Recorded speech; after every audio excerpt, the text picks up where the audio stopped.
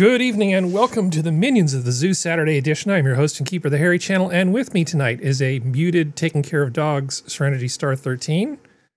Hello, DrFunctional. Oh, wait, that's me. Yes. Yeah. Hi. And Sora Luna. Hello. I think, isn't there a rule that I made? We're not supposed to, I'm not supposed to do impressions. Yeah, I think that was a rule, sort of an unofficial rule that I threw out there. So I don't remember that rule. I don't think that rule exists. So continue doing impressions. Well, I mean, it's kind of a Dunning-Kruger thing. I think I'm good at it, but I know that I'm not. Hello. Hello. That sounds good. Yeah, it's close enough. So, anyway, hi Sora. Hi. How you doing? Very good.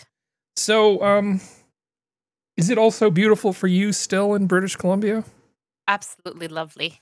My God, it is just, I know they're going to hate us for this, but it's like, you know, it's just been fantastic this last week. It may get a bit warm next week, but so far it's been just wonderful. I cannot complain. Best summer of my life, weather-wise. And, yeah, I mean, so overall, everything's good. So, yeah, is there anything you would like to share with the class before we begin with all the jocularity? Well, I went to see Katy Perry on Tuesday. Mm-hmm. And with all the horrible things you heard about, like, the Lifetime's show, I was worried. It was absolutely fantastic. Absolutely. Just, there was a storyline. The music was good. She was high energy. There was aerials. There was no issues with any malfunctions. I loved it. So much fun. Like, brought me back to like college, like, well, high school, graduation, college. So it was a lot of fun. Oh, so you said there were aerials. It was full of kids. It was full of kids. Like, I think basically all the elder millennials that had kids brought them all there, and everyone was having a lot of fun. She was great, very personable. Yeah, it was really good. What's an aerial? Like, she's attached to wires and doing tricks and stuff, and they had some other stuntmen, you know, on the long ribbon, like this in like Cirque du Soleil, when they climb up the ribbon, and then they like do tricks. She had one guy who's doing stuff like this. It fit with the theme. So the whole theme is like, it's set in the future, and there's this evil corporation computer, the mainframe, and who's captured all the butterflies. It's very cheesy, okay? It's very corny, I understand. But it is a story, and it's really fun. The only negative I will give for that whole show is all the art in the interludes. So like when you have the story playing up on the computer screens and stuff, or the supposed computer screens, it's all AI. Lame. Which is a bit ironic because it's supposed to be like anti-AI, like in the future, but it's all AI, and it's so fucking creepy. It's like, you know, it's not very smoothly done, and I don't like it. I did not like it. They AI'd her image and a few images of other like people as well, so it just was not great. The image, but like the storyline was good, the special effects, everything else around it was fantastic. I just felt that was too uncanny valley. I didn't like it, but it didn't detract from the show. Yeah, it was great. But you know, it was on a Tuesday night, and it was tough to work because it was a school night. Wednesday, you know, you had to get up and catch the bus. It was not good. It's not like, you know, well, yeah, because I don't drive into downtown, so because of how full it was, I don't know if it was sold out, but it was. I did not see any empty seats at all from where I was sitting, and we had a very good. I went with a friend, and we had like center lower bowl seats, so we were like the best you can be without being on the ground. You know, like had full view. When she flew on this metal butterfly, and we were like, it felt like we were touching distance from her. It was great, fantastic. Anyway, coming out, the lineup to get into like the underground and go on SkyTrain was it was too long, so we decided to just like walk across the downtown to a different train line and try our luck there, which we missed because they only come every like 20 minutes at night before our last train. So it was okay. It was great. It was full of kids, like families all over the place. It was extremely safe. It's like the safest I've ever been downtown at that part of downtown at night. So it was great. I loved it. The memory has sustained me all the rest of the week, but the energy was, getting home after that was a bit. And look, DrFunctional is doing a hand reveal. Are you playing 7 Days to Die? Yeah, with a Tarkov mod. It's just, I know it's not your real hand, but since you're basically a VTuber right now, how much fun. All right. So yeah, Katy Perry, I don't have a problem with her necessarily. I like the fact she doesn't seem to take herself too seriously. That would really annoy me if she did, but she seems like she's got a good sense of humor. She did do some self-deprecating jokes. Self-defecating? Deprecating. Yeah. Oh. And it was good, but like in a nice way, not in a pity me, be sorry about me. No, it was good. She had a good sense of humor. She brought a bunch of kids up on the stage, like picking kids from the audience and stuff. And had very good rapport with them. It was quite a funny bit of the show. It was in the middle, and she sang some acoustic pieces, which was great. Yeah, it was a very, very good night. So you would recommend that other people go see this as well? 100%. 100%. It was such a good time. She's doing the Canadian leg, I think, now.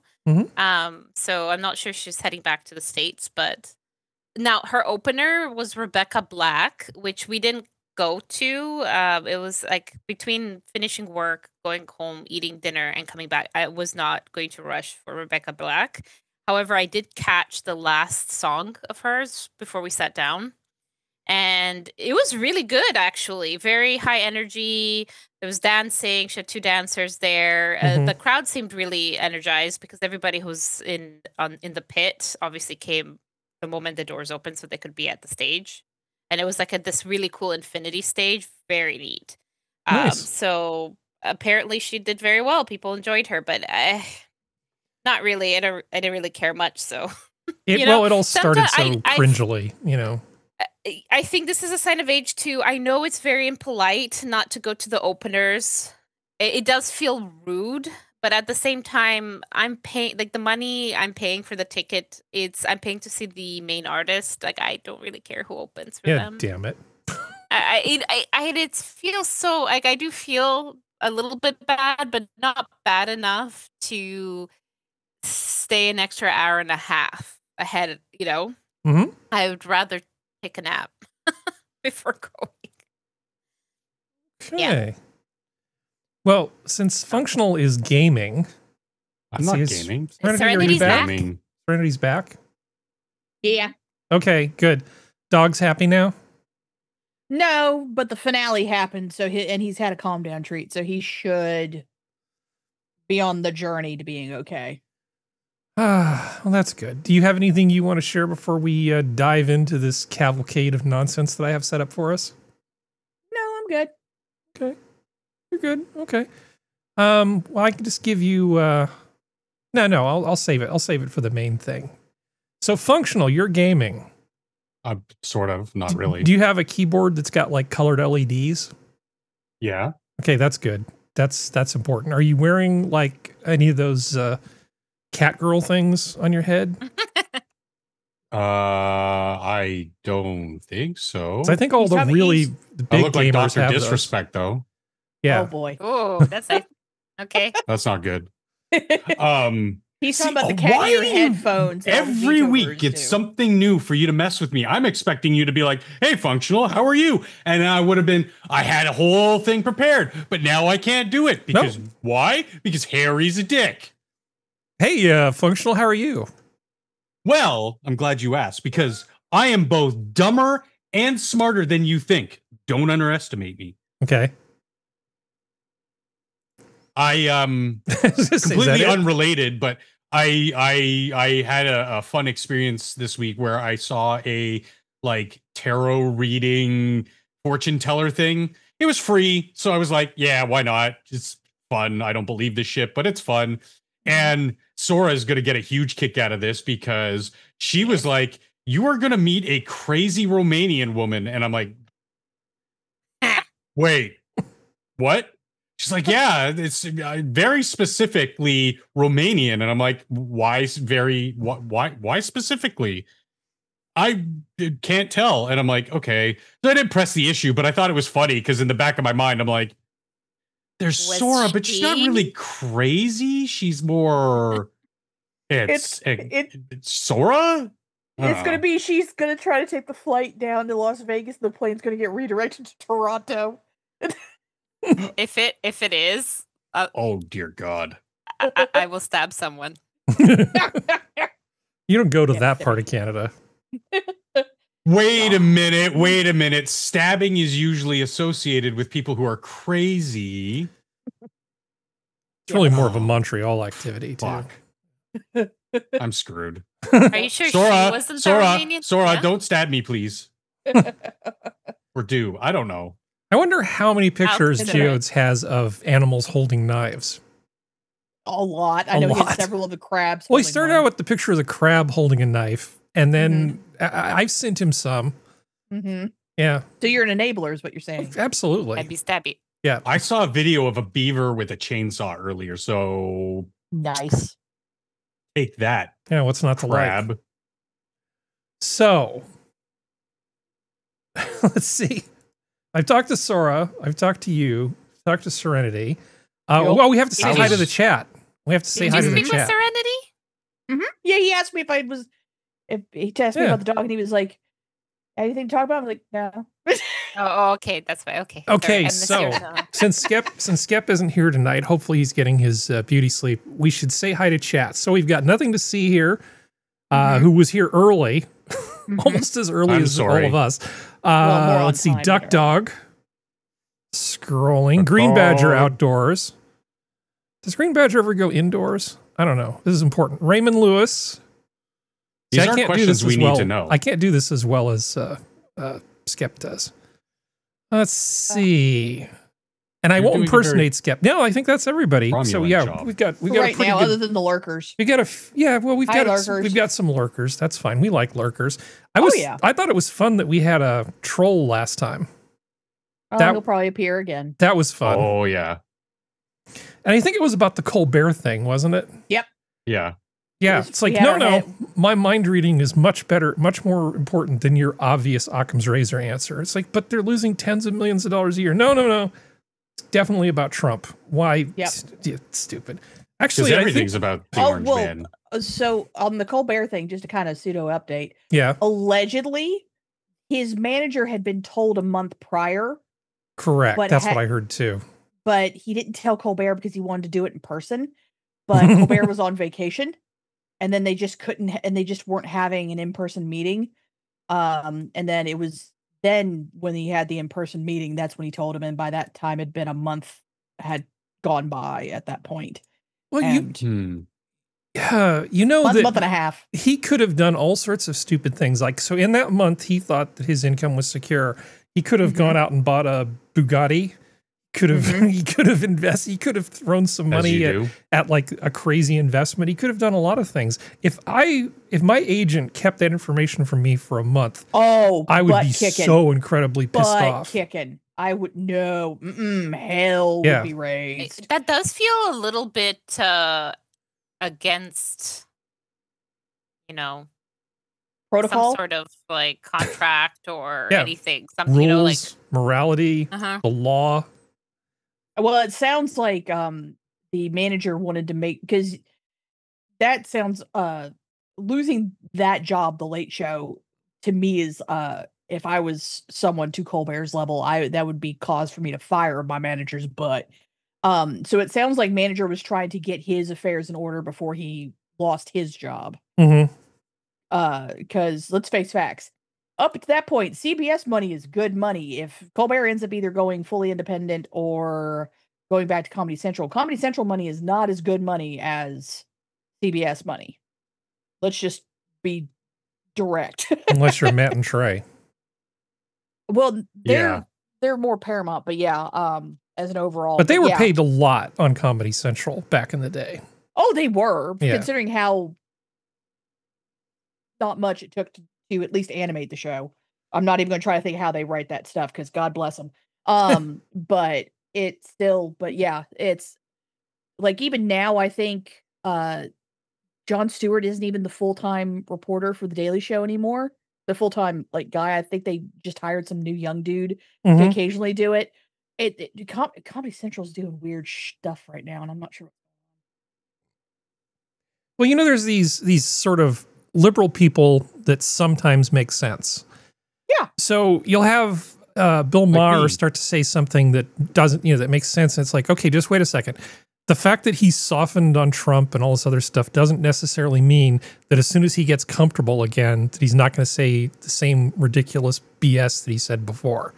Agreed, right? But he's been pretty good about calling his side out on their BS. He has, but I don't think people should get too excited when liberal people like this, liberal mouthpiece people, I should say, I think sort of do like a little bit of a turnaround. Let me call out Jimmy Dore though, because Jimmy Dore almost feels like he's had a legitimate change of heart. I'm just setting him aside. But what were you going to say, Functional? Well, I mean, I regularly, semi-regularly watch Mar. And it's he has a lot, excuse me, he's mostly normal, except for his TDS. His TDS is like off the charts, and it makes no sense because you can see when he has people like Steve Bannon or other, air quotes, right-wing guests on, where you see the Arrow 404 in real time in Mar's brain, where he's like, okay, Bill, but if ABC is good and Trump is responsible for A and B, then why is it that Orange Man's still bad? And Barr's like, because he's a bad man. And it's like, fuck off. Yeah. Just stop. Well, that's one of those get fucked moments. This is exactly. This is an unplanned topic. I actually have something I was going to throw to you, Functional, since you're and video I was just gaming. about to go get food. Oh, okay. Well, no. Go to it. I'll get it after. Okay. Don't worry. Hacker sneaks InfoStealer malware into early access Steam game. This is why I really like the way I use Steam. I basically run it in a little container called a Flask under emulation. Not emulation, but it's an interpreted. Basically, there's a translation layer that goes on. So when I run my Steam games, they can't touch any of the crap on my computer. If I was running Windows 10 and running Steam games and people were robbing me blind because I was playing some early version of a Steam game, I'd be kind of pissed off. This kind of shit, these Steam games should not have the kind of access to the rest of the system that they apparently do. Just, talking out loud as a technical person, I'm thinking how should something like this be run? Well, in a container or a sandbox or some kind of inescapable thing, because it's just way, way, way too easy to insert this kind of crap. So it says a threat actor called EncryptHub has compromised a game on Steam to distribute info-stealing malware to unsuspecting users downloading the title. A few days ago, the hacker, also tracked as Larva 208, injected malicious binaries into the Kemia game files hosted on Steam. Kemia is a survival crafting game from developers Aether Forge Studios, which is currently offered as early access on Steam but has no public release date. Sounds like a fun game, except for the malware. Yeah, and it sounds like because it's easy access, and this is what I was concerned about when the big boom of early access, smaller games were coming out, and everybody was jumping from game to game because this is the new hotness. No, this is the new hotness. That something like this was going to happen because they use third-party anti-cheat, anti-malware type stuff, but it's not. It's third party or fourth party, I should say, because it's not part of the developer, not part of Steam, not part of you. And it only activates when you load the game. So there is that open breachableness. Yeah. Before you load the game. And that's what worries me. Well, there's only so much you can do with binary inspection. Honestly, this sort of stuff should just be so much harder to do than it is. Yeah. Steam has to, I mean, I don't think that they are responsible for stuff like that. I think it's in the EULA, but the end user license. All right, I'm not blaming Steam for this necessarily. No. I'm just saying that, because if they did get through, I just think Steam needs to get some sort of protection. They need to hire a condom company or something. Even from that article that Harry's referencing, there's 2 other instances that they list where the same thing happened or very similar hacks happened. This is not the first time that's happening. Oh, no. So there's now a pattern, I guess. Still a problem. Yeah. Well, I can guarantee you it's happened more, just people haven't realized it yet. Yeah. Because they also sell your data, but I mean... Oh, well, everybody does that shit. Everybody does that. So, but it's like... Are you supposed to be sharing something, Harry, or... I'm sharing the browser window. You can see it on Steam, just not with us in Zoom. Oh, sorry. That's because I muted the video. There you go. That's better. Apologies.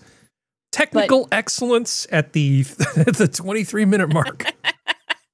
But yeah, no, you see a lot of, like, especially with a lot of the simulator games that are happening now, which are all just basically bought assets from like Unreal Engine or Unity or something like that, and then they just kind of piece it together to kind of have, air quotes, a simulator game, and it's no real original art or anything like that, because there's a lot of them that are just copies of each other, and it's AI cover art, and people, well, especially Let's Players and streamers eat that crap up because they're not beholden to a bigger, air quotes, company.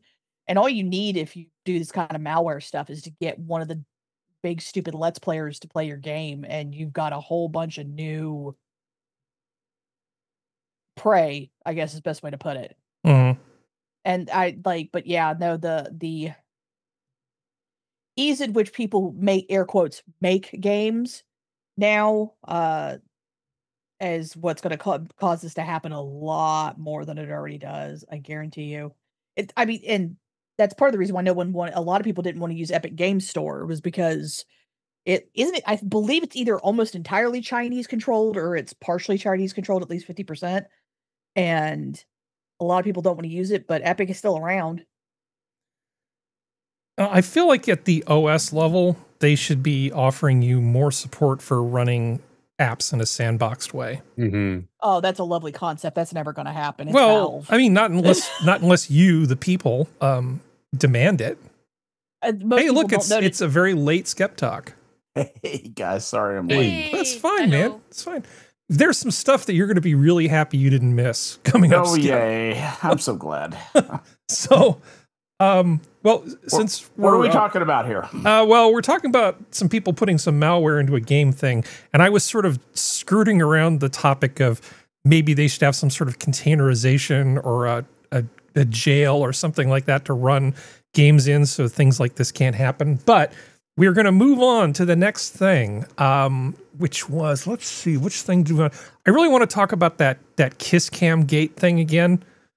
That we talked about in the last thing, where the people were at the Coldplay concert, and you all remember what we're talking about, right? The astronomy CEO. So the news cycle being what it is. Well, they've actually done what I think is a fairly masterful job of the company of handling the PR challenge associated with this. So I present to you their attempt to solve the thing, which is Gwyneth Paltrow as the new spokesperson for for this thing. I actually think this is a pretty decent little ad they put together. Thank you for your interest in Astronomer. Hi, I'm Gwyneth Paltrow. I've been hired on a very temporary basis to speak on behalf of the 300+ employees at Astronomer. Astronomer has gotten a lot of questions over the last few days, and they wanted me to answer the most common ones.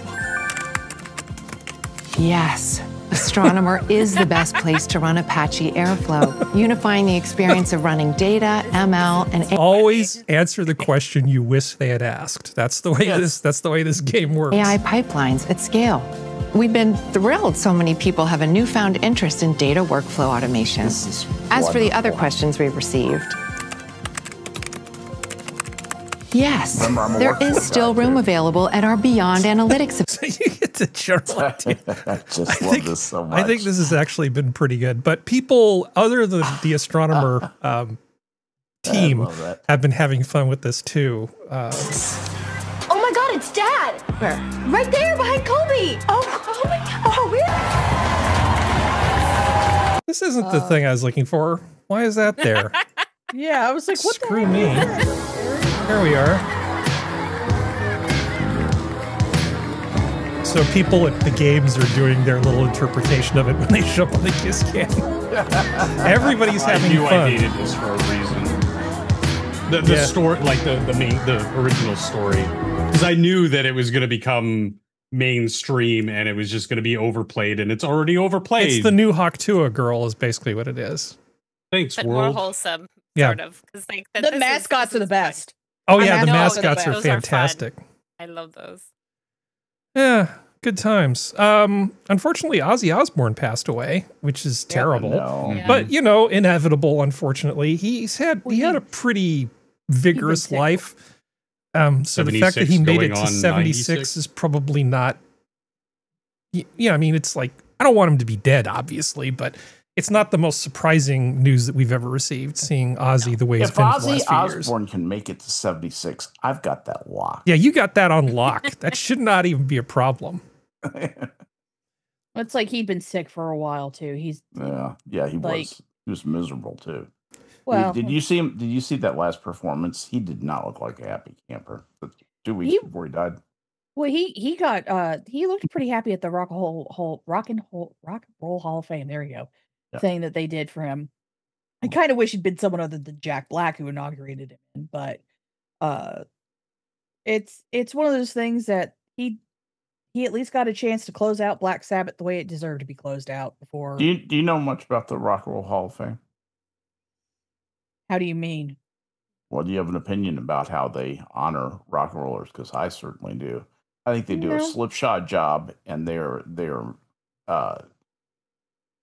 terribly prejudiced against people like Led Zeppelin. Led Zeppelin doesn't get in the Rock and Roll Hall of Fame? What? Wait, that is pretty stupid. How does that work? Yeah, how does that work exactly? Is it like the same kind of committee as who decides who gets a star on the Hollywood Walk of Fame or something? Don't they buy their own star?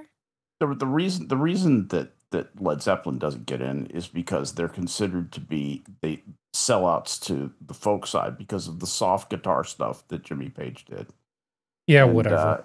And Led Zeppelin is, say you're the Rock and Roll Hall of what?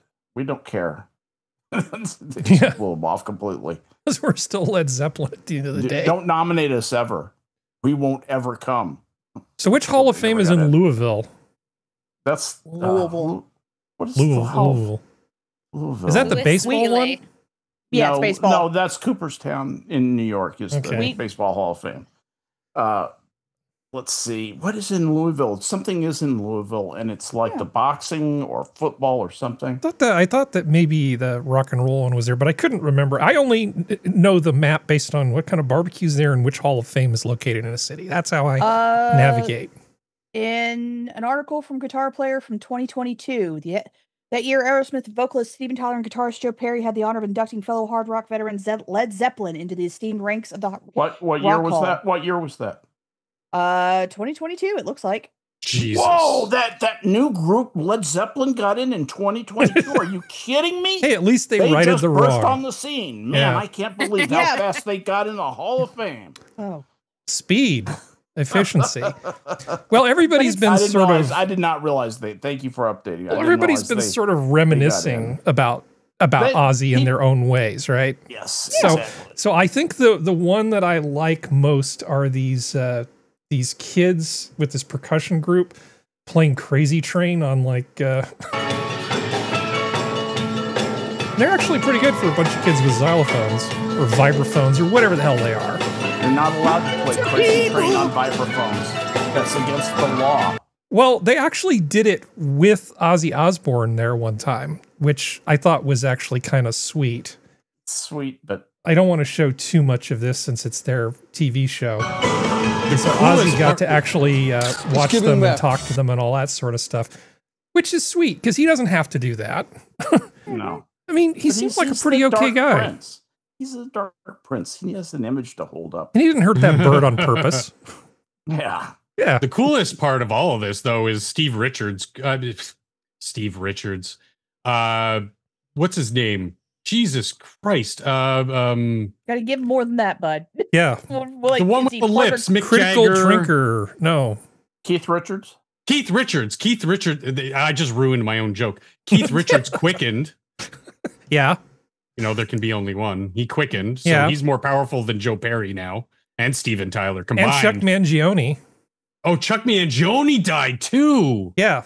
That hit me harder than Ozzy, even though I listened to Ozzy more than I listened to Chuck. So, I can't play Chuck Mangione because we'll probably get copy struck. But I did. Get copy struck. But I have another plan because I know how you guys came after me when I played the Superman theme last time.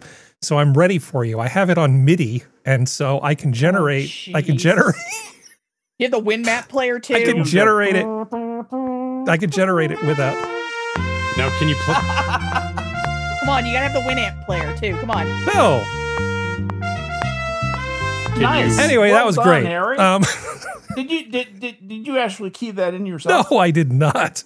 Oh, okay. I downloaded it off the internet like every other fool. There you go. I did turn off the orchestral kit because it had it at. Okay, well here I'll show you what happens if you play it without modification. Turn this on. Oh dear God. No, that's funny. Yeah, so let's not do that. Funny. Okay.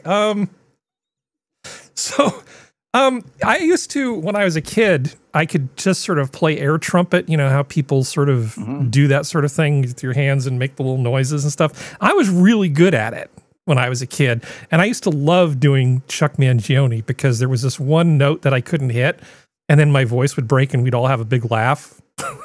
It was just a thing that I used to do with when friends were around, and just the hijinks were kicking in. You know, good thing to do for 14-year-old Harry channel. There you go. All right, percussion, crazy train. You said you had to step away, right? Functional? Me? No. Oh, I thought you needed food. Oh yeah, I already did that. Oh, okay. See, wireless technology, baby. Technology. Yeah, and also Hulkster died. Yeah. Oh yeah. That was, I mean, expected but devastating for me because I was a Hulkamaniac back in the day. Was he I ill? thought. I don't think so. He's just old. He'd been deteriorating for a while. Yeah, I There mean, may have been some alleged steroid use, possibly other things which. Well, I was about to say life. that's the fallout in later stage life of steroid use, a highly physical and abusive career. Yeah, YOLO. Honestly, most wrestlers don't make it past 40. They're just like other high contact professional athletes. They hockey players, football players. A lot of the ones that are in the physical roles don't see past 30, at least in their careers, if not in their actual lives, because they, it's like burning a candle at both ends for the better part of your younger formative years. You don't last. There's only so much your body can take before there's irreparable damage. And if you're doing a lot of that during those younger formative years, because you got to remember, Terry was like, 20, I think, when he started in WWF at the time. So it was a long, long life of just beating up his body and painkillers and alleged steroid abuse. These things just add up. Mm-hmm. Well, and the next 6 minutes said that the lead singer of a group called Golden Earring died too. Oh yeah, which is Barry Hay, and it's a Dutch rock band. He was 54. Golden Earring. Yeah, driving all night, hands on the wheel. Do. And speaking on what Functional was bringing up about wrestling, they either lose their career young or they pull a Chris Benoit and. Wrestling. Well, yeah, that's CTE though. That's like, that's a huge thing that we're just discovering, like in recent years, what to do, how to prevent it, Yeah, I'm sorry. What is functional? CTE? Yeah, what is that? God, I forget what the acronym actually stands for. It's basically multiple, like continuously getting concussions. So it's a brain degeneration. Chronic traumatic ENCEPHALOPathy.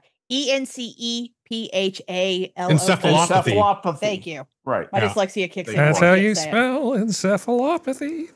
With Chris Benoit, it caused him to go off the deep end and kill his wife and his 7-year-old kid. Then that was his thing. Like, it was just. And he was Canadian. Yep. He wasn't Canadian. Yeah, he was. Oh, his home was in Georgia. That's what it was. His home was in Georgia. Yeah, but he was from Alberta. I just want to stress that both William Shatner and Tom Lehrer are still alive. That's the important thing. I think those two. I know. I Keith sort of Richards, wish you wouldn't say that out loud. And he does it every week. I know. Maybe that's a good thing. Maybe it's a good thing. I don't know. Is Scott Bakula still alive? He should be. Yeah, last I checked. Not old. I think we would have heard about that. Not Shatner old. Yeah, Shatner's 94. Yeah, Tom Lehrer's 97. Yeah, Scott Bakula's only 70. Yeah, and he's still alive. Tom Lehrer is the same age as my dad. Yeah. Yeah, almost exactly. So, moving on. So, another fun thing that happened was this T app thing, right? T inside the new app where women anonymously review men. Anonymously review men, that's practically a euphemism, right? For we've got like this secret club where we tattle and say nasty things about you behind your back, and since it's girls only in the clubhouse, you'll never know. It's just an online version of what people have done in person forever. It's just Reddit. Yeah. Well, no, it's Social Autopsy. Yeah. Candace Owens is kicking herself now. I mean, it was one of those. My thing is that the timing and the ease of which the hacking happened to me smells weird. Because it feels like a setup, doesn't it? Yeah, it smells like someone wants there to be even more division between men and women, because it just the timing's really weird and all this other stuff, and just the fact how quickly it happened, and as soon as you heard about it, it got hacked. Not you heard about it after it got hacked, but you heard about it and then 3 days later they got fully hacked. Yeah. And somehow they had built up this entire thing. I'd never heard of it, and I troll forums all the time. I even go to parts I don't want to sometimes just to read some stuff and have to deal with man haters, and I hate those people. And I've never even heard of it. So it's just something smells off. I can't remember which one of the internet laws it is, but you don't need to attribute something to malfeasance or dishonesty when incompetence is an easier explanation. So absolutely. I think this thing hit the news, and they were just so terrible about their security that they just found out immediately. It was just very, very easy. There's really no hack involved in it. In fact, the information, let's see, what do we have here? Let's see, that's serious. Let's see, this is just the TLDR on what happened. So I signed up for the app that lets me share other people's personal information, but it shared my personal information instead. TLDR, the T app stores everybody's photo and ID unencrypted in a public Firebase storage bucket. Ha ha ha. So basically somebody got some free S3 object storage to use for their app that they put together. Right. And then I'll just put it here. It'll be safe. Yeah, it'll be fine. I mean, this is less secure than the iCloud thing when all those celebrities got their pictures stolen from their phones. Oh, man. Yeah, I think they were just that incompetent, Serenity. I don't think it's a coincidence at all. It's not so much. The thing is that it feels more and more like both sides of the bull crap on both. Men are dogs, pieces of crap, and should be taught not to R word. And then the other one is all women are gold diggers. It feels like both sides are trying to prove to new people that they're right, and thus get new people. And this timing is very weird, where it's just like, this feels not fake, but it feels like a setup or it doesn't feel right. Like something's like an op. Yeah, it feels like a setup. I see what you mean. And that's my thing. And I understand completely. I get that vibe. And I understand where you're completely coming from, Harry. And it could just be my radar pinging wrong, because it does. But it's just because I'm sorry, if I'm going to talk crap about people, I'm not doing it with an ID, with my dang ID. Especially the age group of what some of these women look like they are, which is around mine and Sora's age group. We were taught not to do that. Like, I can understand Gen Zers because they're stupid. But, like, millennials and all the rest, we kind of weren't really. So it's weird. Like, yeah, let me give my ID so this way I can talk crap about someone. No, I want to do that crap anonymously if I'm going to do it. And why do I want to give my ID? Wasn't there, like, Facebook groups, like, are we dating the same guy? Yeah, those have been around for years. Depending on your city and stuff, so. Yeah. You know. Like, if you're going to talk crap about a guy, go to Lolcow or Kiwi Farms or something. Like Kiwi Farms. Or Pillow Fort. Or am I the asshole? And then just talk about the person anonymously and then see what people think. And then Serenity, they missed out a perfect marketing opportunity to call it Pee-wee Farms. Right? Yeah. No, but yeah, no, it's just like a lot of, but it's still funny though. But it's still like these women got everything they deserved. Period. If you're stupid enough to give your stupid ID to anybody like that just so you can talk crap about men, your life is pathetic and you deserve everything you get. But something still feels weird about it. Yeah. You know what else is pathetic? The Star Wars theme march on MIDI.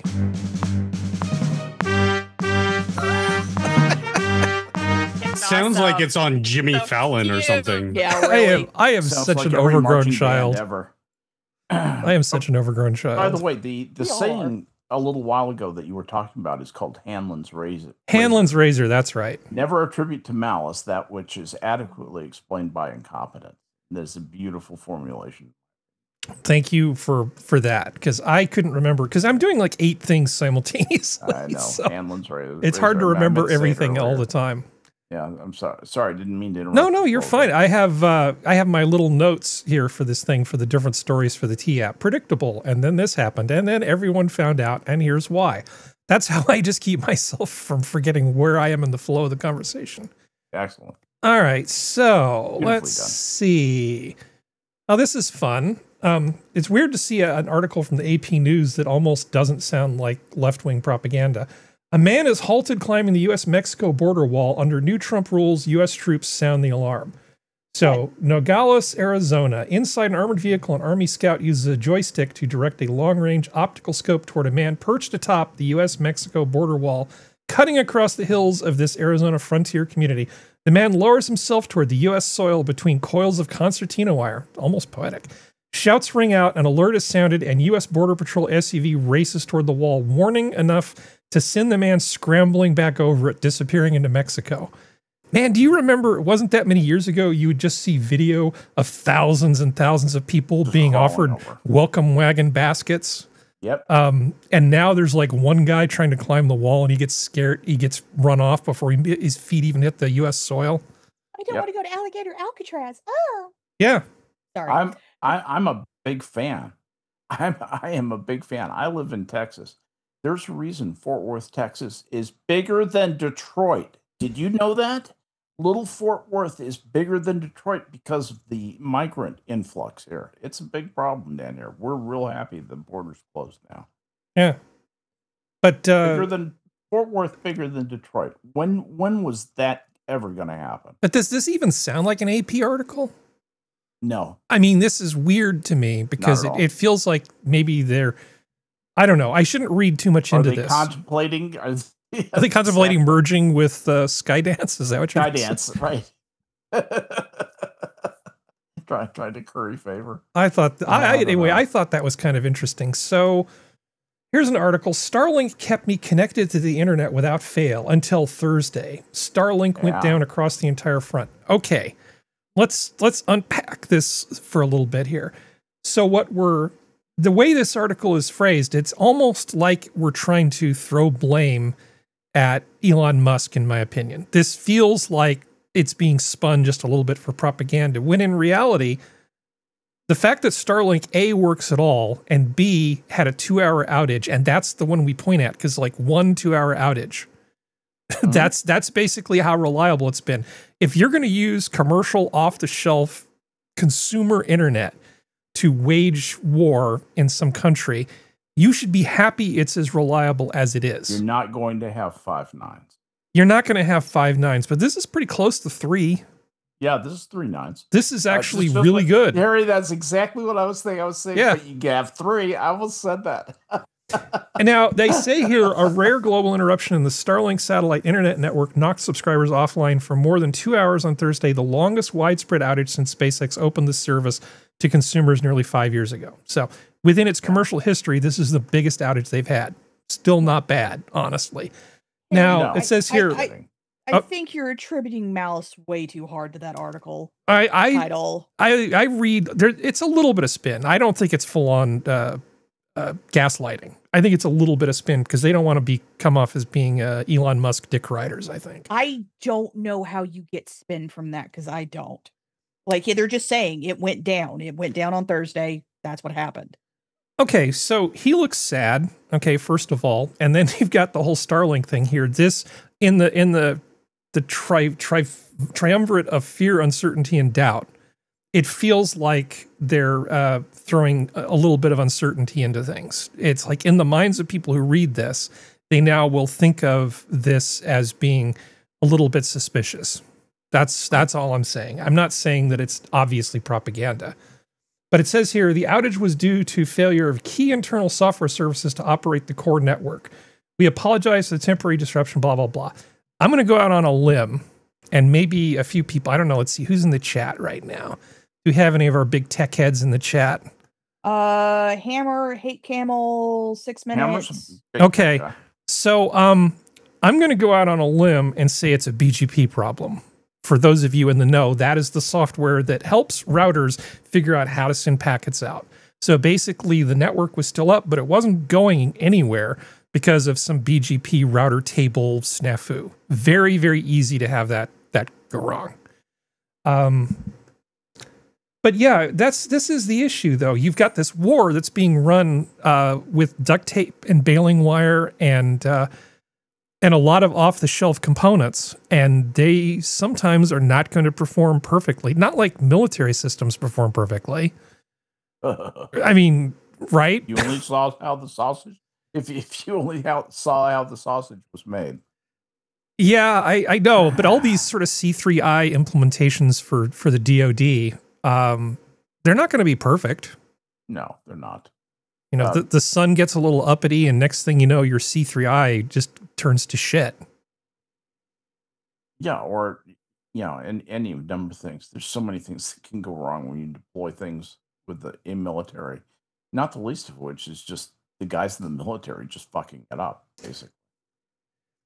So, but Serenity, you don't think there's any spin in this title, huh? No, I think they did it to grab people's attention, but I don't think it's spin. Okay. And he doesn't look sad to me. He just looks like he's working on something. Yeah, that whole war is just turning into it's just the most terrible thing. It's just all these drones going after people and everybody just keeping their heads down.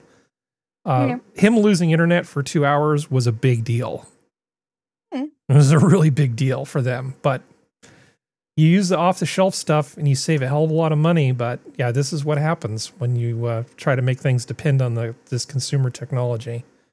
You almost need like some kind. Ideally, you'd have some kind of redundancy.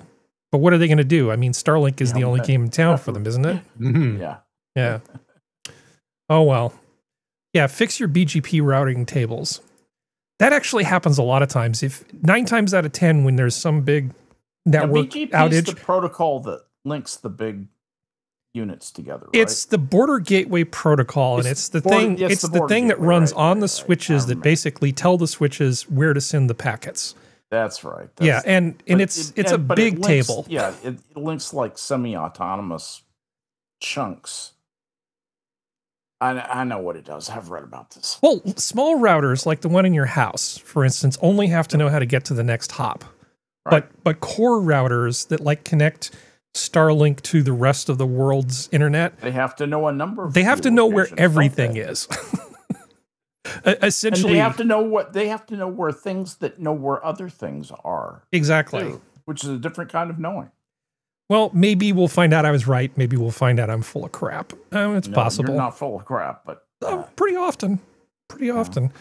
So speaking of the Internet Archive just became an official U.S. federal library. The new status means archive users gain access to a trove of government documents.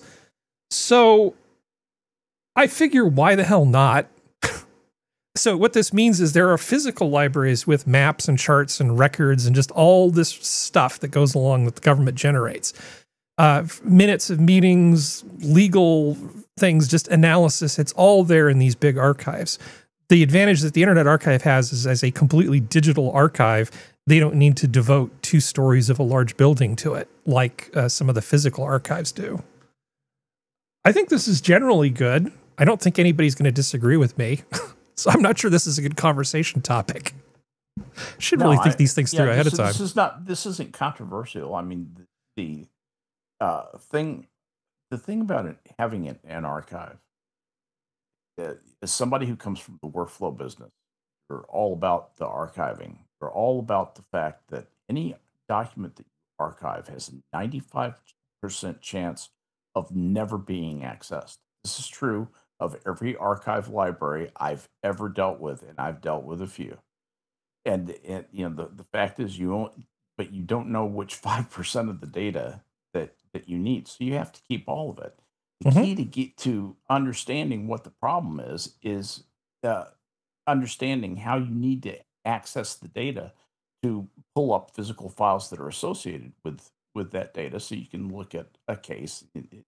Very typically, this like a loan case or an insurance case, and you can see all the relevant documents and stuff like that. That's the power of having an archive like that. But the power is only available through correctly indexing it in a sensible way, so that the information can be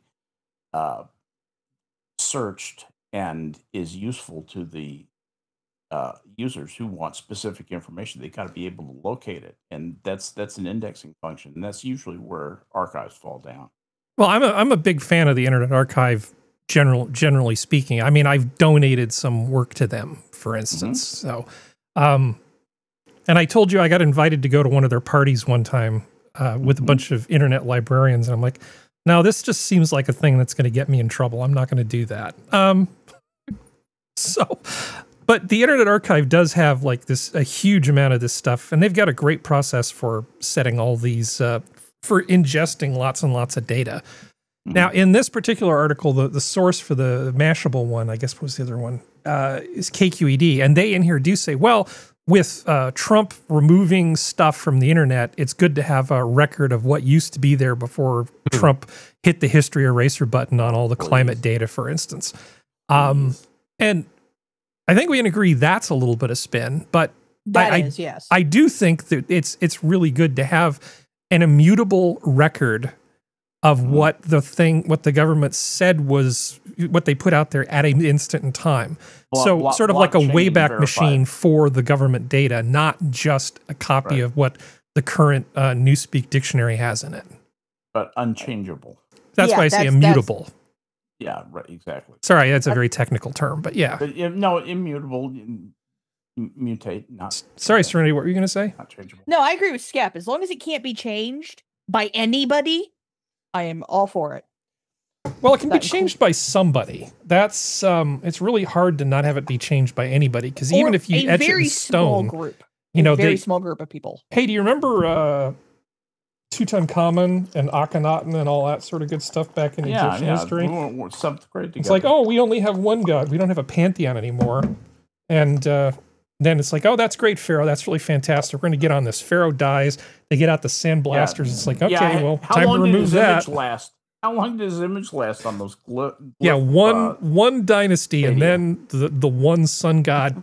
Get rid of that. Go back to polytheism. Fuck you. Here's a bird. It's got a hat. Listen to the bird, you son of a bitch. You're not wrong. Yeah, Nicely I got played. your Rosetta Stone for you right here. Hey. So Skep, I had this weird thought this morning when I was trying to do work and I didn't want to do work. And I was thinking about like a phone tree for ICE. So you call up ICE and they give you a bunch of options. Yeah. So, I used to program phone trees, as a matter of fact. Yeah. In a dialer. To report somebody for deportation, press 1. Right. To find the location of the nearest self-deportation bus, press 2. If you need these instructions in Spanish, don't worry, we'll be right there. To select your meal on the self-deportation bus, press 3. Be sure to stay on the line as long as you possibly can. This way we can track you faster. For vegan options, press 1. At Avaya, when we were actually recording a lot of the Avaya messages, and I met the lady who is now, she's famous. And I was right there in New Jersey when they recorded that. But we got on there and started horsing around with it one night, and I left it on the next morning. So when the senior engineers came in, if you want to press 1, press 2. If you want to press 5, press 7. If you want to press 9, press 3. If you want to press 0, go fuck yourself. Start jabbing 0. They were not impressed. They didn't think we were taking it very seriously. Bro. Well, speaking of super serious things, we have so much stuff in this spreadsheet. Super serial. Oh, how about a news blooper? Go for it. Treat themselves. We're joined now by the Oracle on everything, Kitty Flanagan. Now, Kitty, should I be worried about my job? Yes. Yes, you should. Well, if you keep calling me Clitty, you should, yeah. Oopsie. Oopsie. Could have been nice, but she's like, fuck you. No. We're gonna have some fun. Yeah. Who needs to be nice when you can be funny? Yeah, exactly. That's good on her, though, for taking it in such stride. Yeah. Yeah, really. Like, I would have said, if you're going to keep calling me that, you better buy me dinner first. And someplace nice. Yeah, exactly. You got to pay up, biznatch. Bring the car with the bigger back seat. Let me see. You want to be in the Mercedes Maybach that the seat lays completely flat. That's what you want. I always think of the old Dr. Demento days. One of the songs they used to play was Making Love in a Subaru. Mm-hmm. Oh, yeah. That's back when Subarus were tiny. Mm-hmm. Good times. Let's see. So I wanted to defend my use of SFGate as a source. We don't necessarily have to talk about this, but remember there's the whole thing about why are you using that shitty source? Because they have articles like this. Bay Area engineers stole thousands of files on U.S. nuclear missile secrets. Huh? I hear you say. Yeah, I actually hadn't seen this news article anywhere else. I mean, I'm sure it was covered, but the first place I ran into it was SFGate. Okay. What does this mean? He stole them. Well, it says a former engineer who worked on defense technologies used to detect nuclear missile launches and track hypersonic weapons pled guilty on Monday to stealing trade secrets in a bid to aid China, according to U.S. Department of Justice. Sure hope he's not San Jose resident and Chinese-U.S. dual citizen. Again, Harry Channel says dual citizen, not a thing. Shemp Gong, 59, admitted to transferring more than 3,600 proprietary files from a Los Angeles area research and development firm to personal storage devices, meaning he stuck a USB key in and took the stuff home. So he only worked at the company for a few months in early 2023.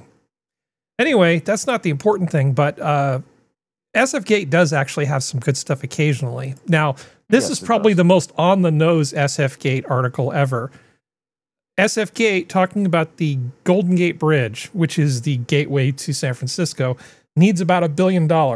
So to do seismic retrofits, things we learned from previous earthquakes, they want to spend $1 billion to upgrade the bridge, which in the big scheme of things, okay, compared to $2 billion to fix a tunnel that serves a community of 8 people, or $4 billion to have a train that goes from Santa Cruz to Monterey. Okay. $1 $1 billion to make it so the Golden Gate Bridge doesn't destroy itself in an earthquake, probably money well spent. The thing I do wonder about is why do we need to round up $1 billion versus just do what things like this do all the time? They charge people to go over it. It's about $180 million a year they collect in receipts. And they're constantly painting it from one end to the other and doing upkeep, obviously. But why not just float a municipal bond for this and pay the work off over 20 years using the proceeds of the people going across the bridge? Why do they need $1 billion from anybody else? It seems like a perfectly manageable problem that they can deal with all by themselves. Okay, first of all, they would have to raise... Can you get a little closer to the mic, Skep? They would have to raise tolls on the bridge, I think, to do a revenue series, depending on how much they wanted to raise. Stop it. And stop it. If they don't have a if they do like a general obligation bond, mm-hmm. they're going to pay out the wazoo because San Francisco doesn't look that wonderful right now on credit. They'll pay through the nose on interest. What? No, not you, the cat. Sorry. Oh, okay. I'm just saying that, so they've got a couple of unappetizing things. I think a bond issue is going to be very tough for them. Possibly. The fact that if they do it right, they can make it tax deferred or tax exempt in the United States, or at least at the state level, means they can get it at a lower rate. No, this will be federal income tax and state income tax exempt. Yeah. Which that'll take maybe a half a point off the interest rate they'll pay. That is a favorable thing, but it's only going to get them about a half a point. They're going to pay a lot to do general obligation. Okay. In my opinion. I would think it would be worth a little bit more than just a half a point, but we'll see. Because there's actually you can calculate that out. Oh, I know. You really can. I was thinking it would be a little higher than half a point, but anyway. Yeah. Well, I mean, for instance, all these things sometimes don't make a huge difference. So I know that, like, for instance, a money market fund, you can get in the low 4s on a money market fund now in a retirement fund. Okay. It depends if you pick the right thing. But I bought some shares of this bond fund, corporate high AAA grade bond fund, and it's paying on average about 5.7 per year when you factor in all the returns and all that sort of stuff. You read the issues that it's made up of? So the difference between, well, basically the point is that additional risk of it not being like government bonds and treasury notes and all that sort of stuff backed, what does that give you? About 1.5%. How much is that risk worth? About 1.5%. Spread over a very, very broad base. Yeah. Let's hope interest rates stay stable. Otherwise, Harry's going to be sad. Okay, so let's see. Let's hope interest rates maybe come down. I just put a little. I just put a little bit of money into it, not a lot. Okay.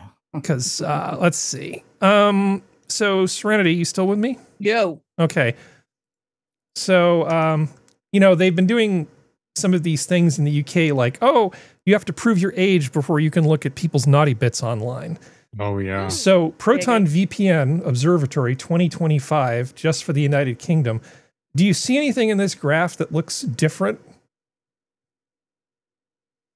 Where suddenly you hit July 25th, and the hourly rate of people signing up for Proton VPN goes up by 1,400%.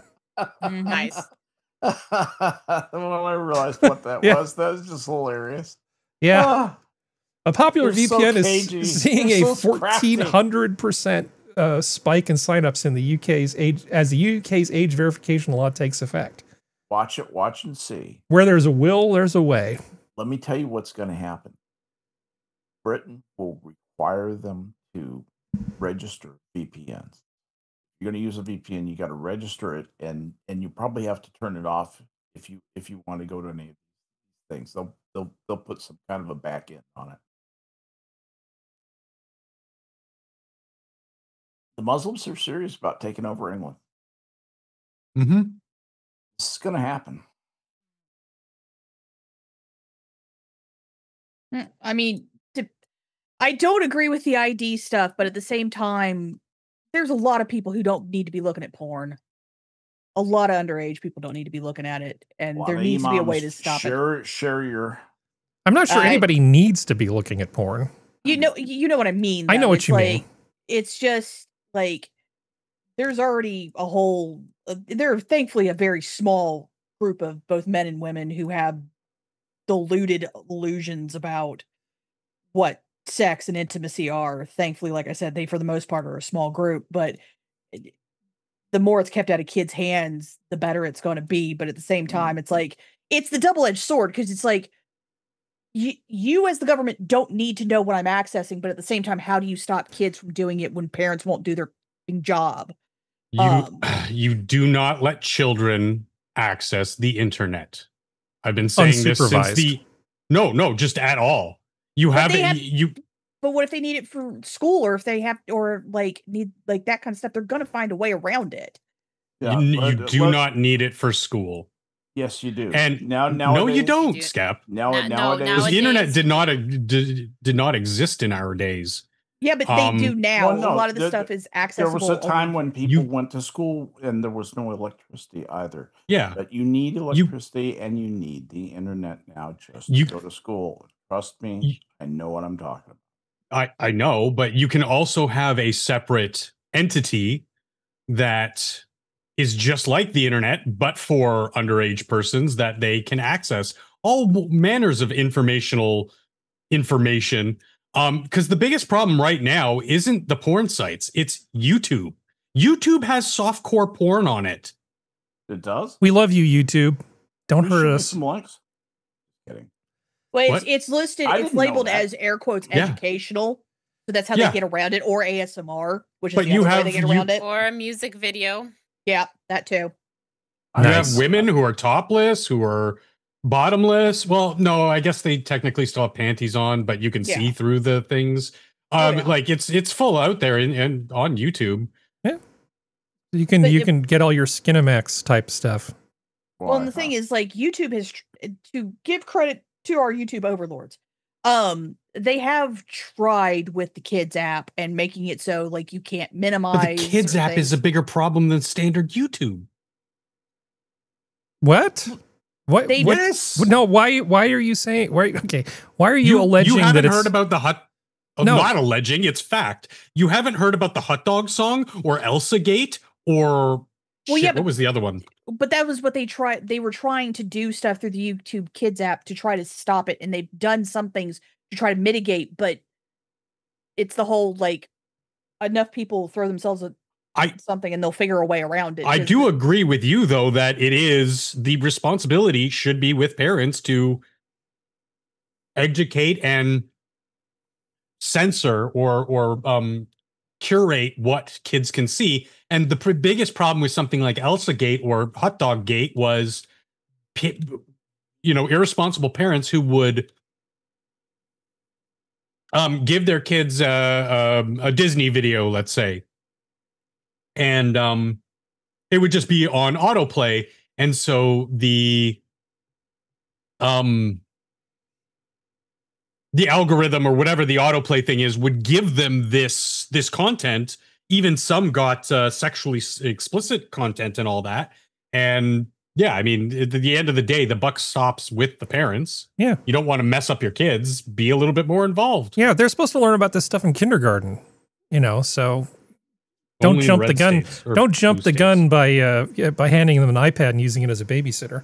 I think generally we all sort of agree about this. I was just wondering if that was currently a big problem or whether they had fixed it. Because like Serenity said, I think they do the best they can to not let that sort of thing happen.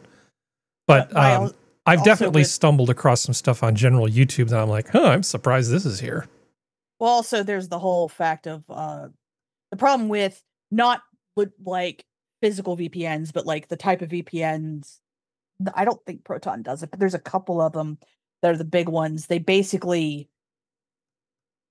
you give them permission to access your computer, then they will use and then they will sell stuff access to your pathing to other people, and that's how a lot of times scalpers and scammers will get around the blockings on certain websites, is by using not traffic, but kind of using you as a proxy.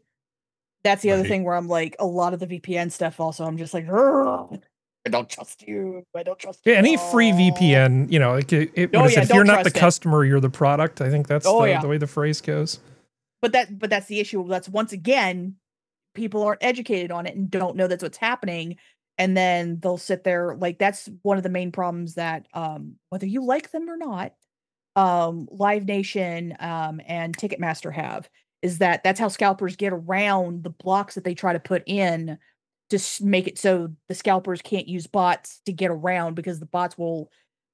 I put a video in the Discord where the guy kind of explains how they do it, and they do it through the free VPN things, because there's one company that's like the largest in the world that does that, and I think it's called Ola VPN.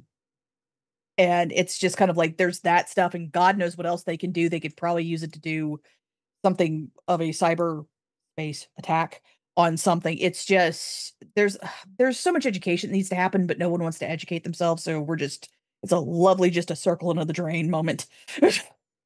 Yeah. I have this video that I thought about making. I talked myself out of it because I decided it was boring.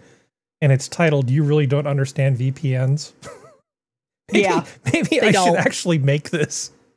Well, it's like, people don't understand VPNs and they don't understand firewalls.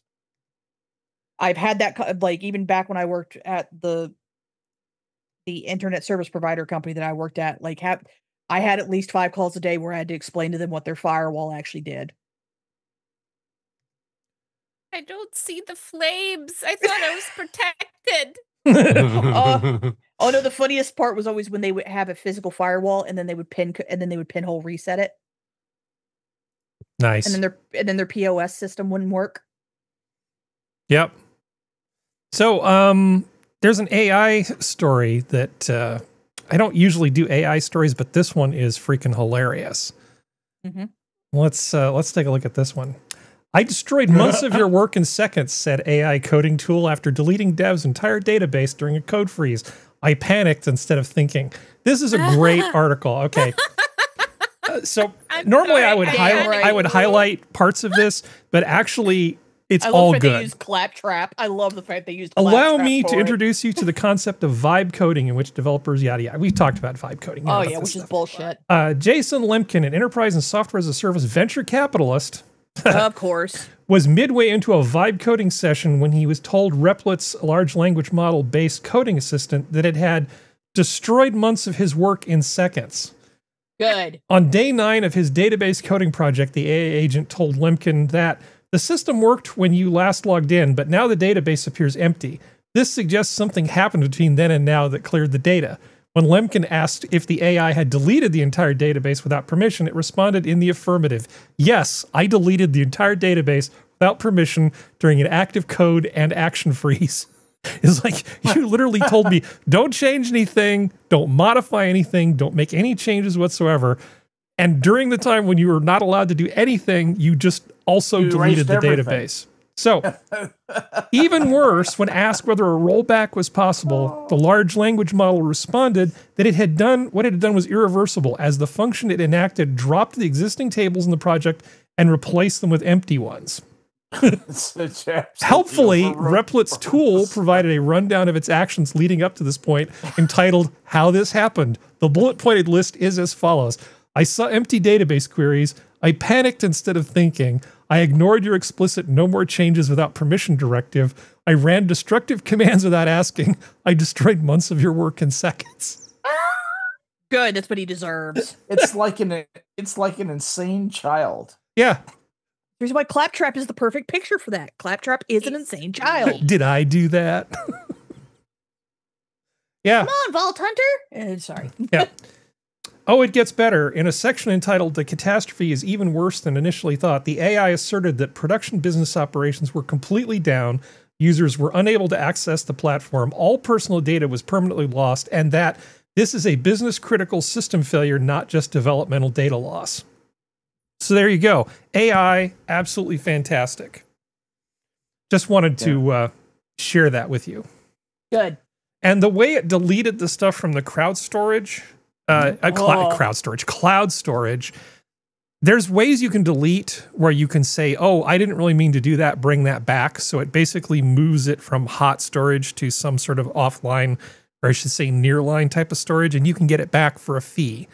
No, it said, no, we definitely don't need that data. Nuke. Like, free this up immediately. Delete and destroy.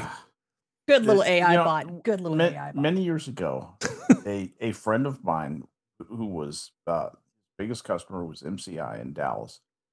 And he had been advising them on how to run their backups and so forth, design their backup system. Well, the backup tech that they hired, or the person they put in charge of backups, just kept using the same tape for the daily backups to their entire accounts payables database. All of MCI's international accounts payables all went through this one machine. And one day, the database came up corrupt. They said, oh, we'll restore from tape. Thing came up, tape is bad. Mm-hmm. And it turns out that tape had not been written to for 3 months. That's a bad day for a system administrator right there. Yeah, that's that same feeling of utter hopelessness, that there is no way to get the work that we thought we had back. It's just gone.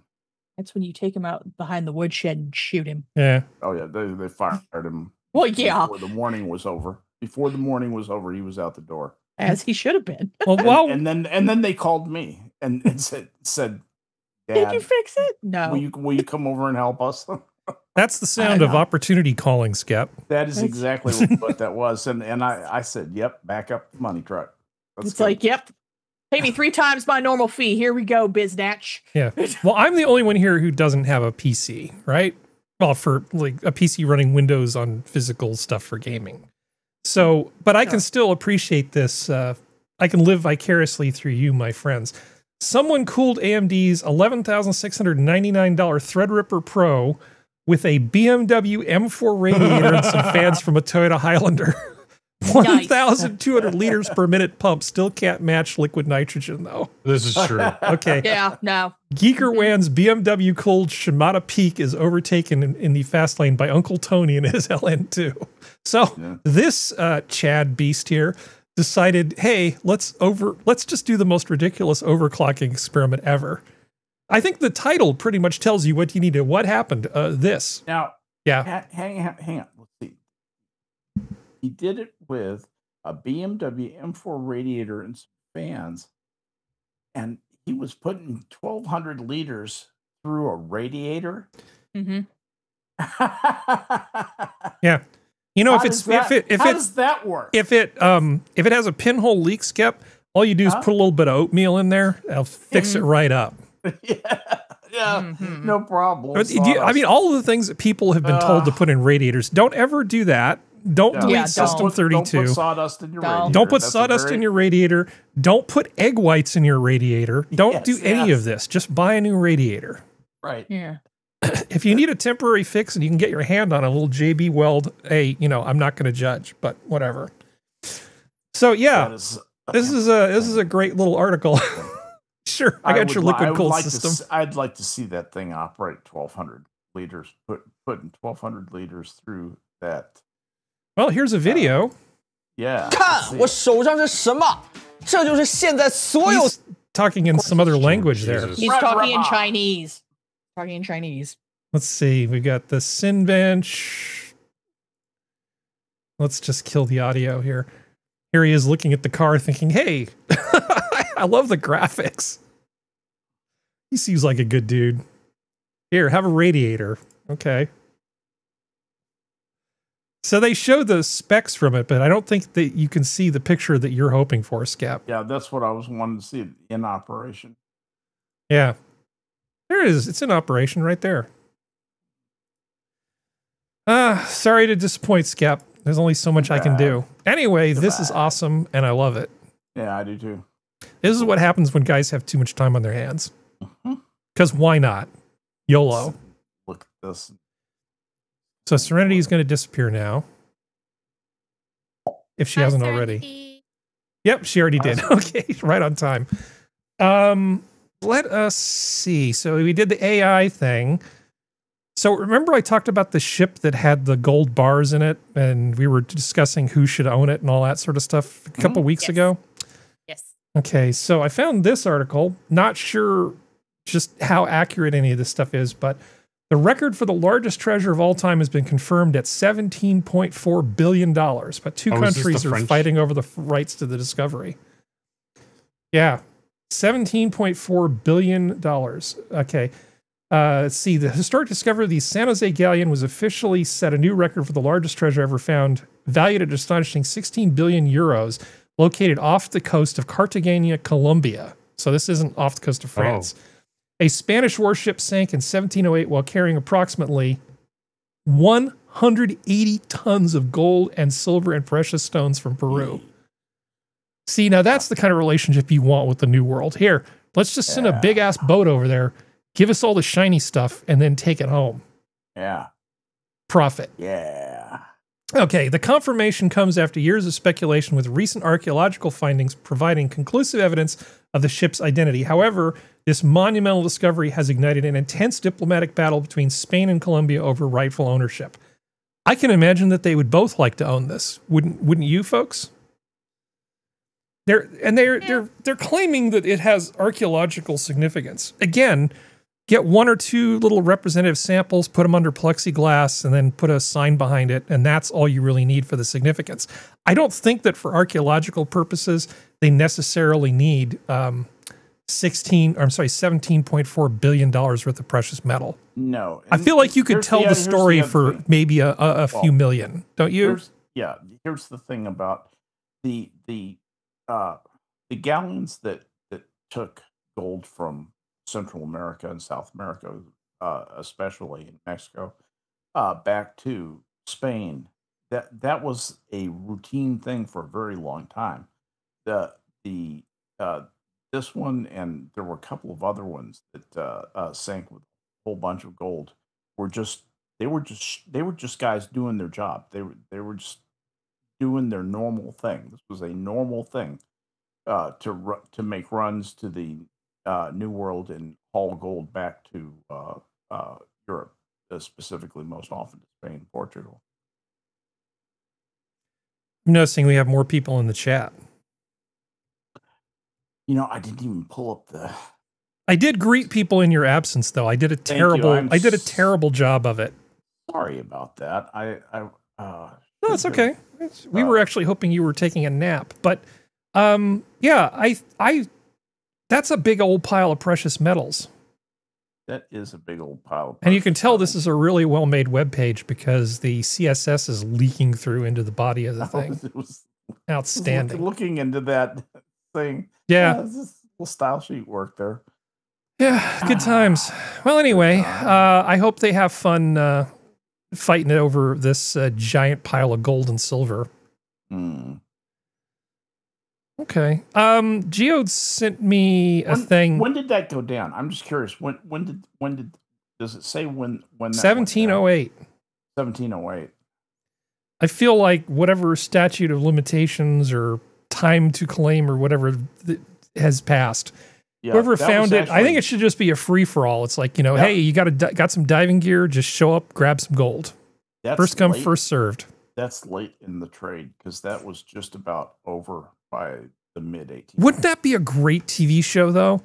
Oh, just declare a free for all and then just film everything above the water, below the water, and just make like a TV show about it. I would totally watch like this treasure salvage war TV show. I wonder how deep is that? I don't know. Are they protecting 600? No, it's okay, 1,800 feet below level. You're not going to dive down and get that casually. See, that seems like a them problem for the people who have to do the diving. But yeah, well, my point is that a country that it's an easy thing to guard, sea guarding it that successfully. Yeah, you're not going to just sneak in there and carry off a lot of heavy stuff. So, ask the crew of the Titan. So Skep, the Russians seem to be, maybe this is all PR, that they're finally getting around to this sort of thing. So there was a big old boat that they took, basically they put it in dry dock to be refurbished 26 years ago, and then things kind of went sideways in Russia, and they finally got around to sending the thing back out. But unlike their shitty aircraft carrier, this thing is actually nuclear powered. So they put not just this big old boat, the Admiral Nakhimov, after a deep refurbishment. It's a nuclear powered cruiser. I mean, this is like a real first class naval vessel, unlike some of the other shit that they've put out there. I feel like they're maybe feeling the pressure to go back to being like a real world power. I'm always surprised when I see them do anything like this, that they have an economy the size of Spain. Yeah. Considering that the size of their economy, they actually accomplish a hell of a lot. Yeah, they do. Their economy's a little bit, it's hard to display. They are so rich in natural resources, and just so much potential there that a lot of hidden wealth in Soviet. You know, they are capable of building gargantuan things like this, and there are a lot of good engineers over there. Well, I'm not. Well, yeah, it's a big thing. Yeah, to get the nuclear, they've probably got, if they're smart, in a ship like that, you would have 2 small reactors. And I don't know if they have 2. They certainly have 1. I know we have 2 on our Ford class aircraft carriers, but most of even our aircraft carriers only have 1. Actually, how many do we have on the Ford? Ford that has multiple? Has 2. I think they have. Ford has 2? Are you sure? Pretty sure.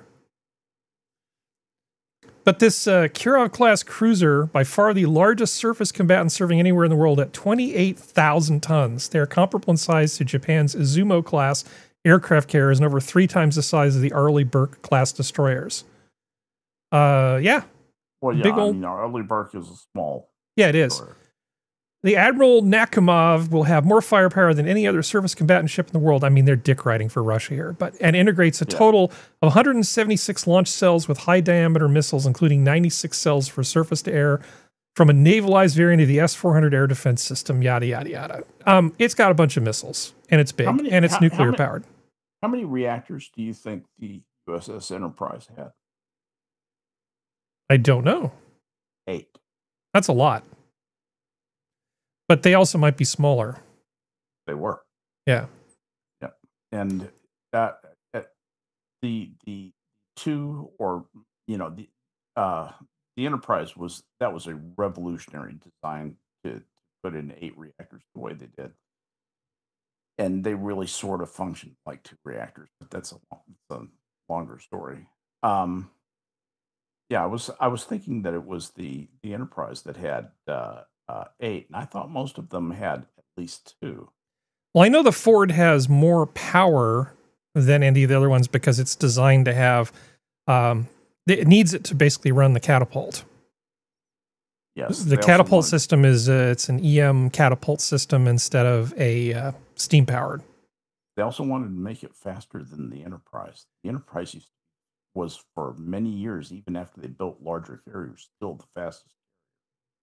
They might also slap a few directed energy weapons on that at some point too, but we'll see.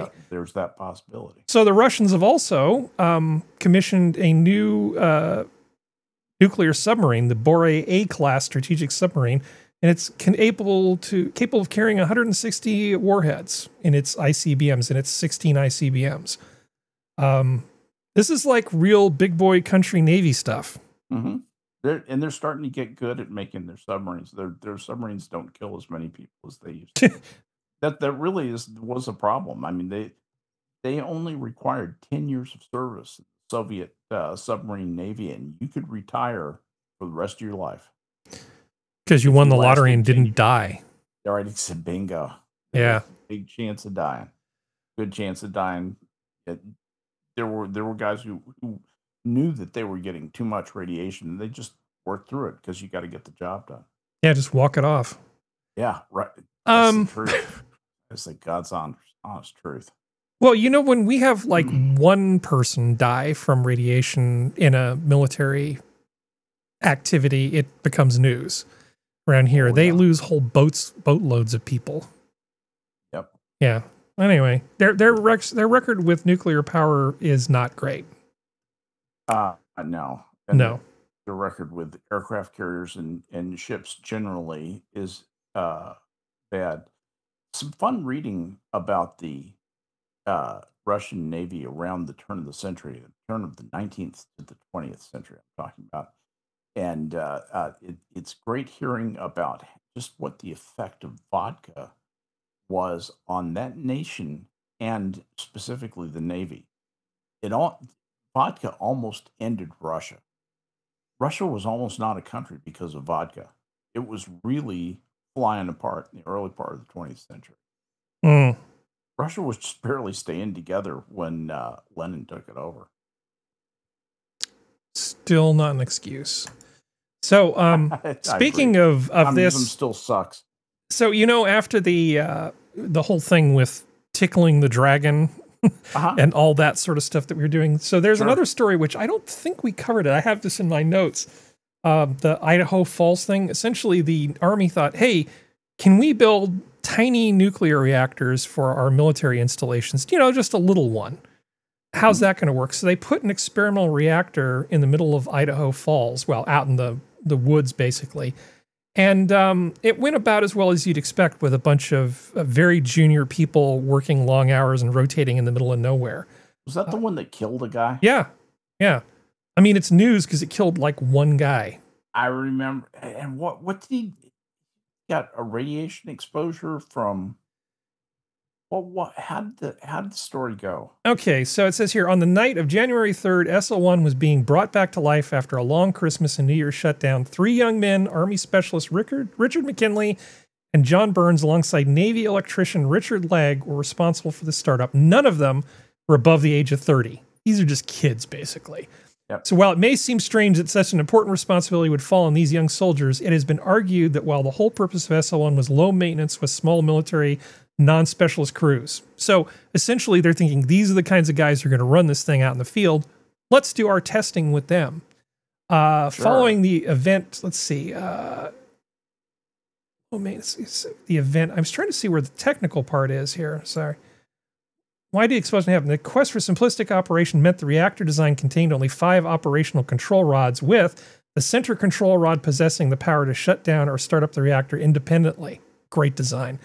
This was not enough to exercise proper power control of the reactor. To make matters worse, the tendency of the control rods to stick had become well known, with the unorthodox remedial procedure advised to crews to be the use of a large wrench to free them. So essentially, they had 5 control rods, and when they would stick, they did percussive maintenance.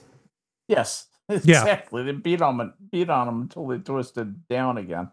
That's insane. You know, that's it was stuck fuel rods that they had a little problem with that in Russia at one point. Well, this thing went critical and exploded, and these guys weren't killed by radiation so much as a steam explosion.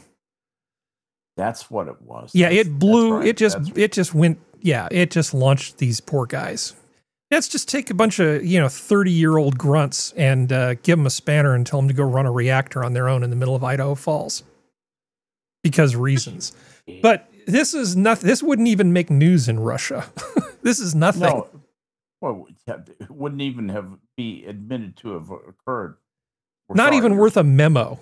Your son died serving your country. It was a classified mission. He was very brave. Yeah, here, have medal.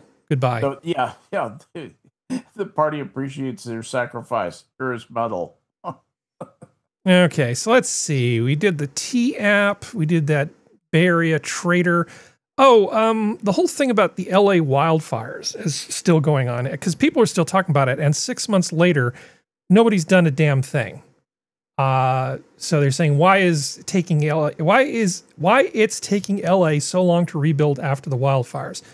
So for the city of Los Angeles right now, just to get a rebuild permit, the amount of time the city takes is 57 days on average. a rebuild? To rebuild the house that was burned down. You know, where Trump was like, hey, we're going to take care of this. And Bass was like, no.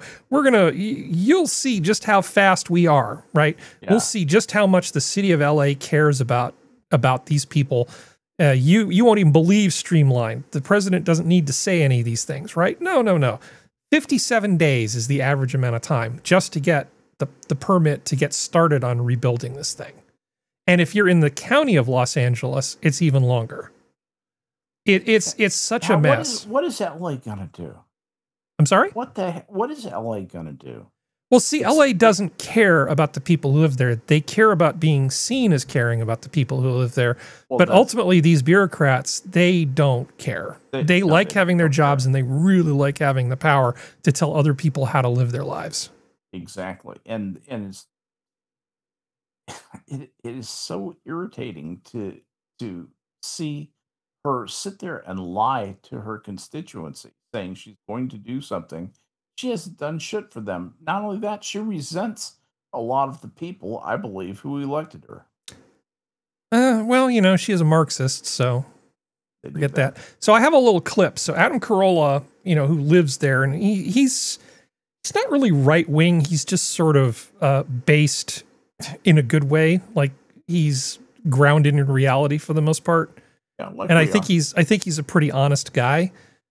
So he went down to Malibu where the fires, you know, ended as they hit the ocean, and there's a huge amount of devastation. He just took a look around. So I have just a little excerpt of his thing from about a week ago where he went to Malibu to check things out. Level is. I know people want to build. I know the city has probably sent out 5 permits in the last 6 months. For Malibu. I have no idea what the Coastal Commission is up to, and I'm not hopeful because it has been 6 months and there's 0. Now, look at that. That's 6 months later. They haven't even cleaned up most of these lots. Goodness. Yeah. Now, that's horrific. One would think that, you know, you get your lot cleared in a few days. It only took 3 days to clear a lot. Get your permits fast-tracked. I don't see why I've not seen 1 2x4, 1 piece of shear wall up in that place. I've not seen there was no cement trucks, there was no pumpers, nothing was formed. You know, normally yeah, there's no evidence of any rebuilding going on at all. Right. Yeah. What's the squatter rights in that area like? Generous. They're gonna get real problems on their hands if they're gonna continue. Because my first thought of was, oh, look at all the lovely beach and sand that people could be using. You could go out there and homestead. Yeah. That's going to be problems. If they don't do something. Did I tell you about the meal service on the deportation bus, the self-deportation bus? I think I did. Or chicken, press 2. Oh yeah.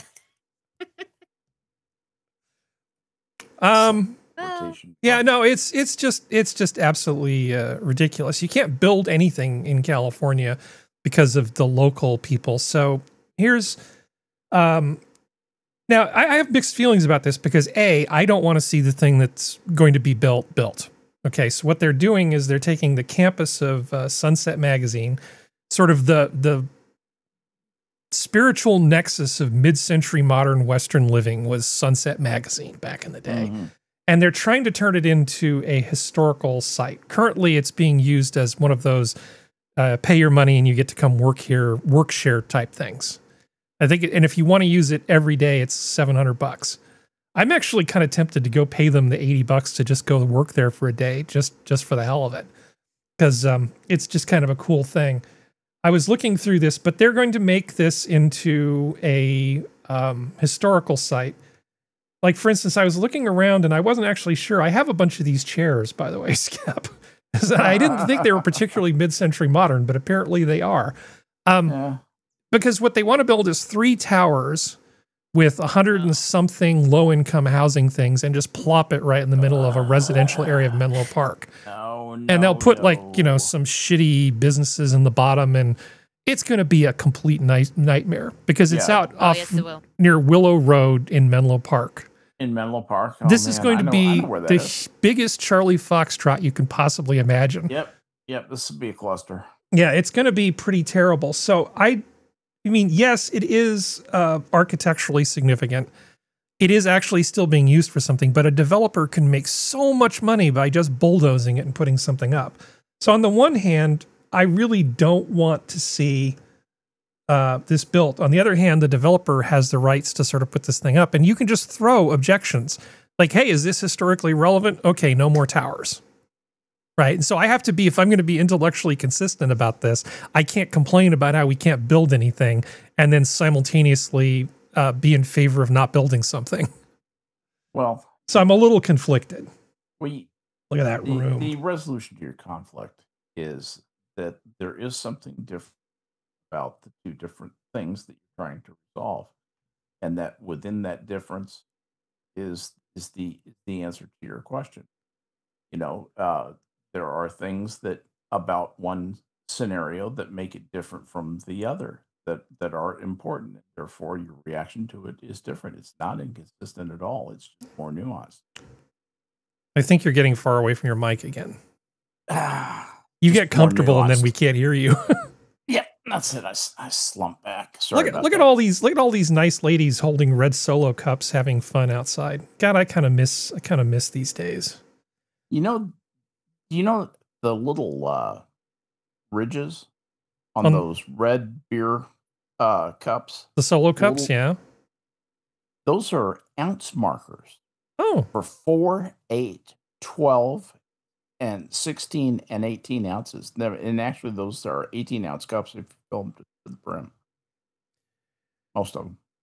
So here's the dystopian nightmare, Sora. Tell SF an email that was pressing forward with its application to the city of Menlo Park to build 3 towers, one topping 31 stories.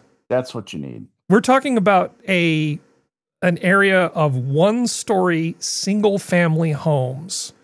You're not getting any sympathy from me. No, I'm not looking for sympathy, but you're gonna. This is the kind of bullshit these people do. For years. Yeah, I know. Yeah. Welcome to Vancouver.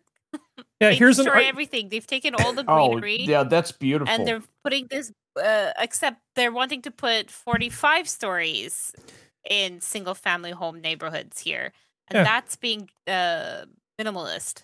See, look, it just fits right in. It hardly clashes with the surrounding area at all. No.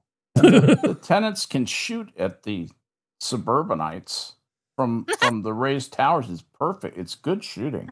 Yeah. Yeah, that's nice. It's just depressing. I hate this so much. Yeah, I do too. They won't drop things out of there because they're good people. Yeah. They don't get drunk. Hey, maybe they can use it for migrant housing. No, I'm just kidding. Yeah. Don't do that, please. Okay. Or maybe they could put Russian tycoons who fall out with Putin. Don't worry, it'll be all empty. Yeah. It'll all be empty. It'll stay empty this whole time. Yeah. We're going to say we're building this to maximize housing. We're going to put it up for middle to low to no income people. The no income people one is going to suddenly disappear from the writing about 90% or even sooner into the building process when they realize how much they can sell it for. There will not be market rental. That will also disappear while they're building it. And then eventually when it is completed and you have your semi-luxury apartments, it's all going to become Airbnb or just stay empty. And there goes your 100 apartments that you've just made that's going to help with the housing in the area. Yep. Not one of them will be for people who need housing. Well, if they claim that it's low income and 100% low income, they get to bypass all kinds of reviews now. You actually, it's almost impossible to make an environmental impact complaint. They've put in loopholes for this stuff to get people to build more stuff. Oh, low income, be my guest, completely destroy this neighborhood and everything in it. But here's an example. This is, I think, in the Central Valley, Southern Central Valley. Judge blocks plans for massive new California Costco. It's in Fresno. Fresno has nothing but empty space that should just as well be turned into a new Costco. this is a huge improvement. But of course, the courts here have to have their say in anything. It's, oh, you want to build a 240,000 foot Costco? Well, screw you. You can't have that. So now they've updated to 219,000 square feet with 32 gas pumps. This is hardly anything in Texas terms, right? This is like a small Buc-ee's. Who should care about that? It's just a flip in and flip out kind of place. But just like some judge just goes, no, that's too big. You can't do 240,000. You have to do 219,000. What? For reasons. Yeah. Just so they feel powerful, I guess. Yeah, exactly. That's all that is Martinet judge who has it for industry. Yeah, doing business in California is just kind of terrible.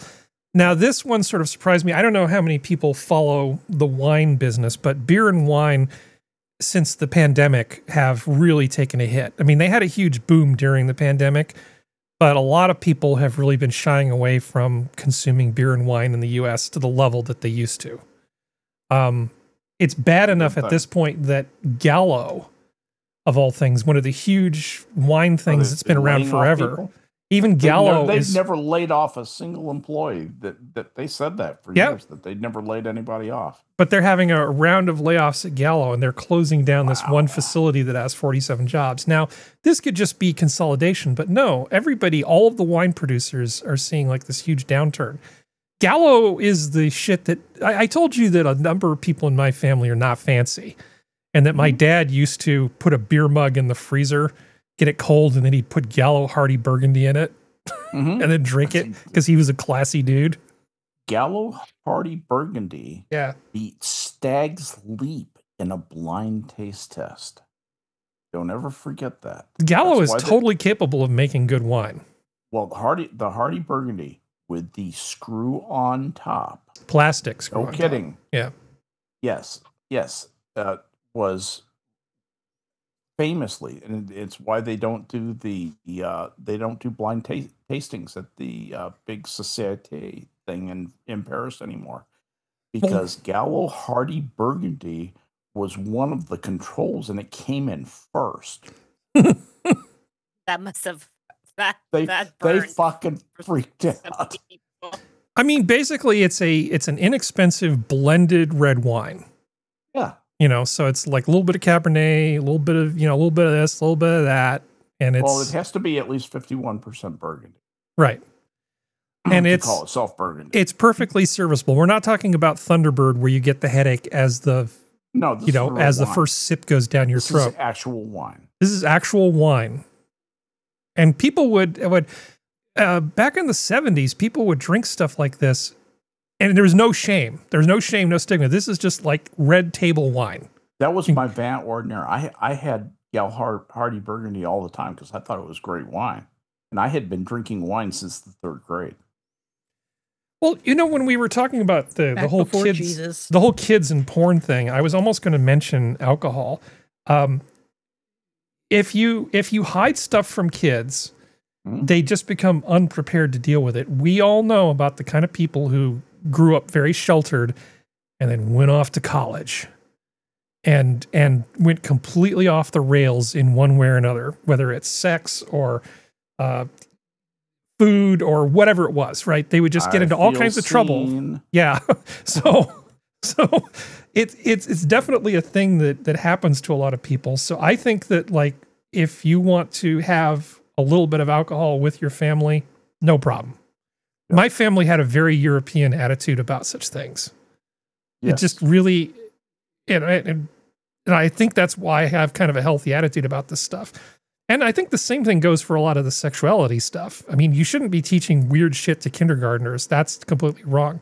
But I don't think we can pretend that we're going to do kids a favor by not showing them this stuff, because they're going to find it anyway. I don't think that there's any way in hell that we can really shelter kids from a lot of that stuff. I wish we could, but I just don't think we can.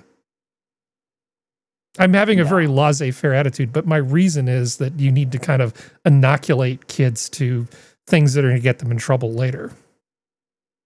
Just have to make sure they understand the principles so they can make informed choices when it comes time to make those choices. Yeah.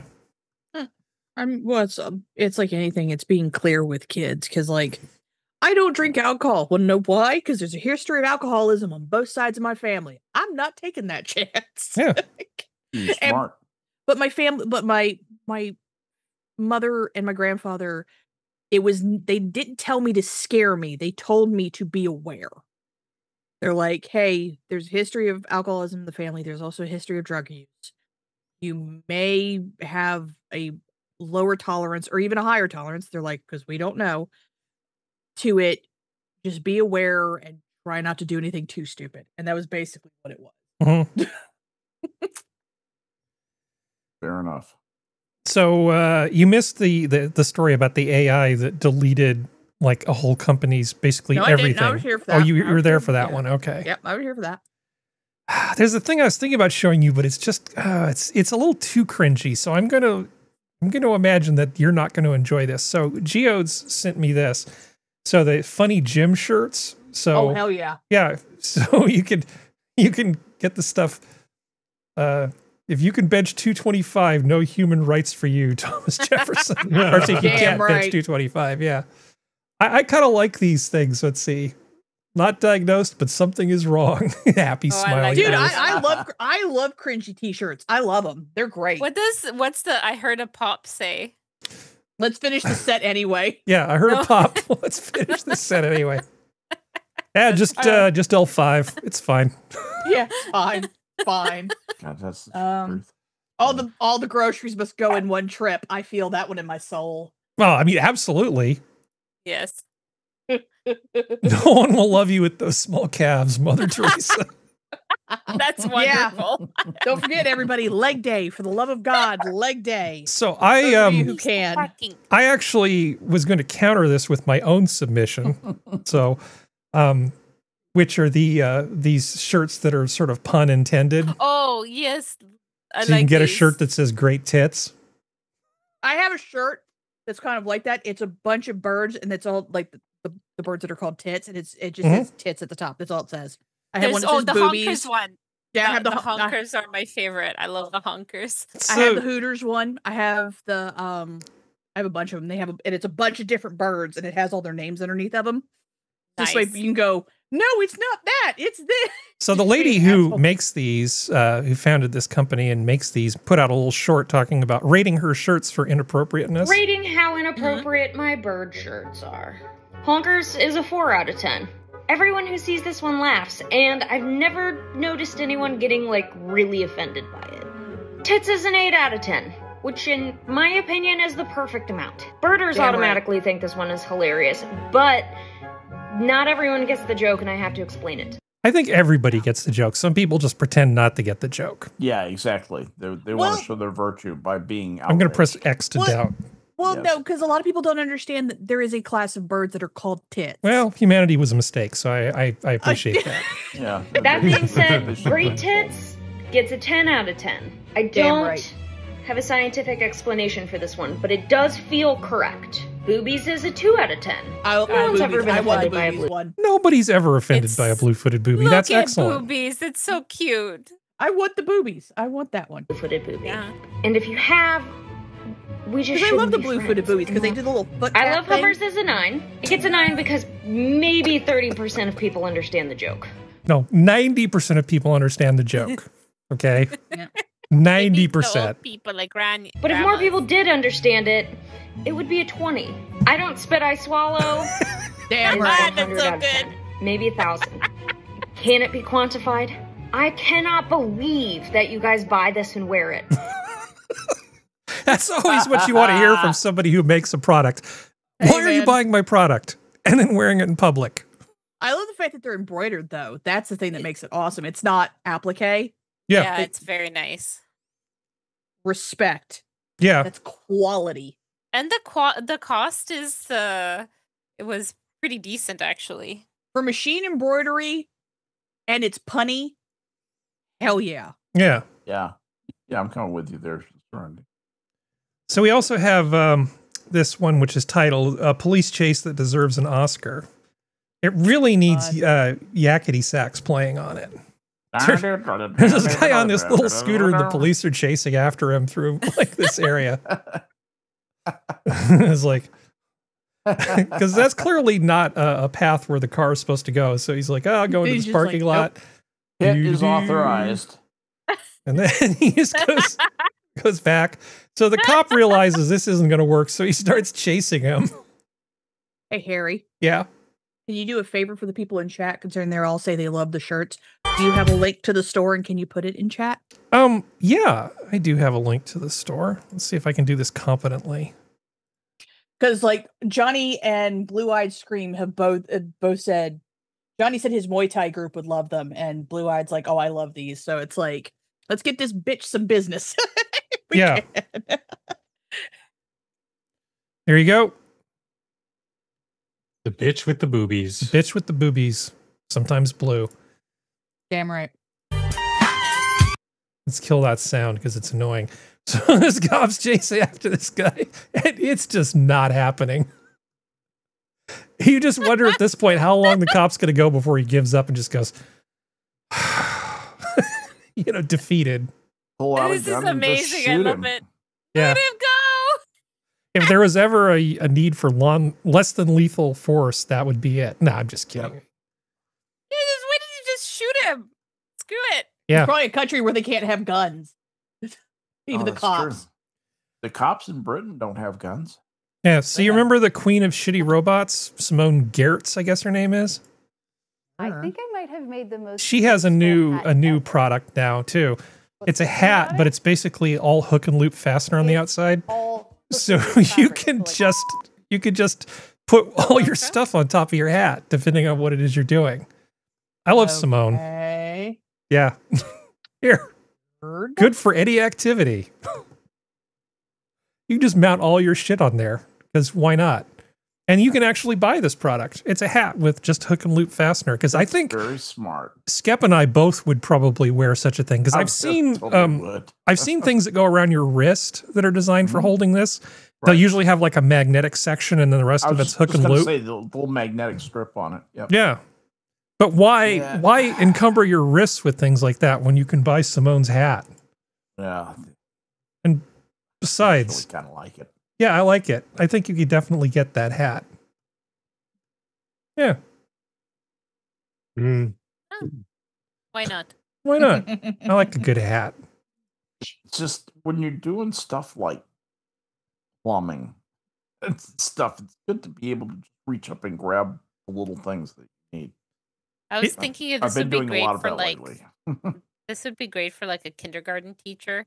Oh yeah, because the kids would love that. Yeah, definitely. That's a good call. Where'd I put my gold stars? Can't find them. Oh, they're here on my hat. Simone had to have horrible surgery. She had some benign tumor thing that was like behind her eye and pressing on her brain and all this sort of stuff. So she had to go through this whole thing. And so she's looking a little puffy because I think she's still taking a bunch of steroids and other things. Yeah. But she's the shitty robot queen. You should definitely check out Simone's stuff. She does lots of cool things. She did, before the Cybertruck, she did this thing she called Truckla, where she modified a Tesla and turned it into a pickup truck. That was hilarious. It was probably better quality. Probably. Probably.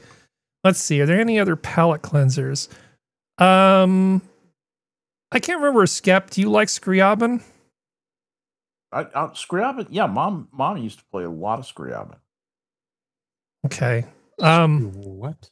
Scriabin is a composer. Oh. And I will put the link in the chat for anybody that cares. This is a little niche, but for Skep, here's a little bit of Scriabin. And I think this lady is very good, Daria Vasileva, and she does not have a lot of people subscribe to her channel. And my only complaint Scriabin always sounds like Scriabin. Is that her miking isn't as good as it should be. Used to be.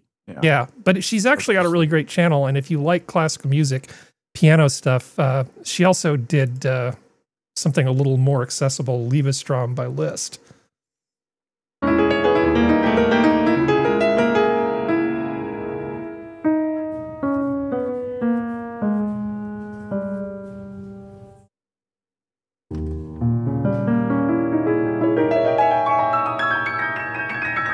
which is really played a lot, if not overplayed. But I think this is a really lovely treatment she did of it. Mm-hmm. I mean, it's a very tender, slow, nice treatment. She's not just banging on the keys for dramatic effect to show how fast she can play. Mom used to say Scriabin should sound like falling leaves. Yeah. Anyway, this is like a really small channel. She's got 8,000 subscribers. So if you like classical music at all, Daria is definitely worth an add to your list of things. This, I always like to throw little art stuff at you guys. I have one last little art thing. Map my favorite lake. So this guy is actually doing wet plate old school photography. And this is a weird thing to see during this time my of first shot. Today is going to be a good day. So he's doing the needful there, getting it prepped. He's got his little darkroom set up. Do this. Check this out. This is, if you don't like this shot, then you don't like things. Check the lens like that. Wind, hold up for me, please.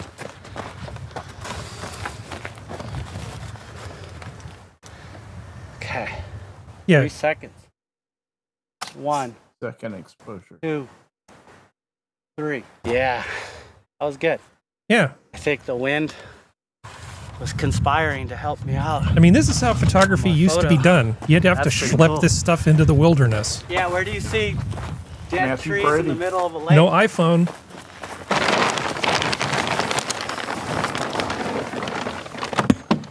That style.